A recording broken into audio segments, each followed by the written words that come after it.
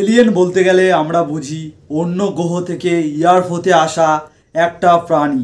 আজ আমি একটা যে নতুন মুভির কথা বলবো, এটা হলো একটা এলিয়েন নিয়ে মুভি।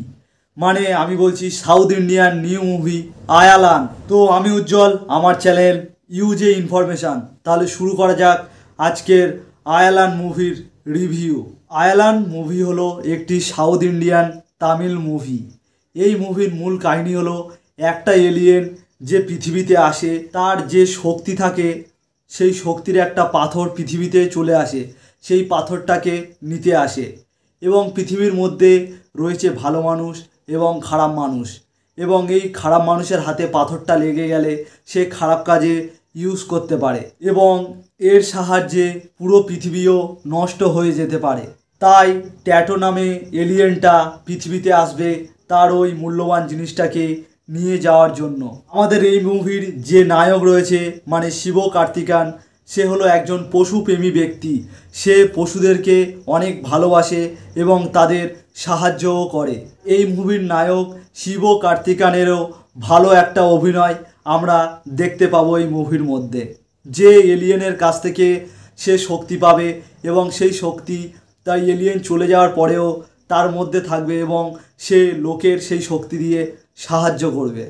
এই মুভির মধ্যে আমরা লাভ স্টোরিও দেখতে পাবো। এই মুভিতে নায়িকার পার্ট অভিনয় করেছে রাকুলপ্রীত সিং। এই মুভির কাহিনী একটা সিম্পল কাহিনী এবং এর মধ্যে কিছু কিছু কমেডি সিনও রয়েছে। যেমন যোগী বাবু রয়েছে, মানে কমেডি মুভিতে থাকবেই। তাই এই মুভি এলিয়েনের সঙ্গে যোগী বাবু যখন কথা বলার কিছু সিন থাকবে, কমেডি সিন রয়েছে মুভির মধ্যে। এই আয়ালান মুভিটা হয়তো দেখলে আপনাদের একটা মুভির কথা অবশ্যই মনে পড়বে, কারণ এর কাহিনীটা কিছু কিছু ওই মুভির কাহিনীর সঙ্গে অনেকটাই ম্যাচ করে রয়েছে। আশা করি আপনারা বুঝতেই পাচ্ছেন আমি বলছি ঋত্বিকের মুভি কোই মিল গায়া। এই মুভিটা আমাদের ছোটোবেলার সঙ্গে অনেকভাবে জড়িয়ে রয়েছে। এই মুভির কিছুটা কাহিনী টাচ নিয়ে নিয়ে এই আয়ালান মুভিটা বানানো। এই আয়ালান মুভির যেই ভিএফএক্স ইউজ করা হয়েছে একদম অসাধারণ ভিএফএক্স, ভালোভাবেই ভিএফএক্সের ইউজ করা হয়েছে এই মুভির মধ্যে। তাহলে এই আয়ালান মুভির মধ্যে কমেডি, লাভ স্টোরি এবং ফাইটিং সব কিছুই রয়েছে। এই আয়ালান মুভিটা আপনারা ফ্যামিলির সঙ্গে দুর্দান্তভাবে এনজয় করে দেখতে পারবেন পুরো মুভিটা। তো মুভিটা আমার পার্সোনালি ভালোই লেগেছে মুভিটা, এবং এই মুভির রেটিং হিসাবে আমি 10-এর মধ্যে 7.5 দিলাম।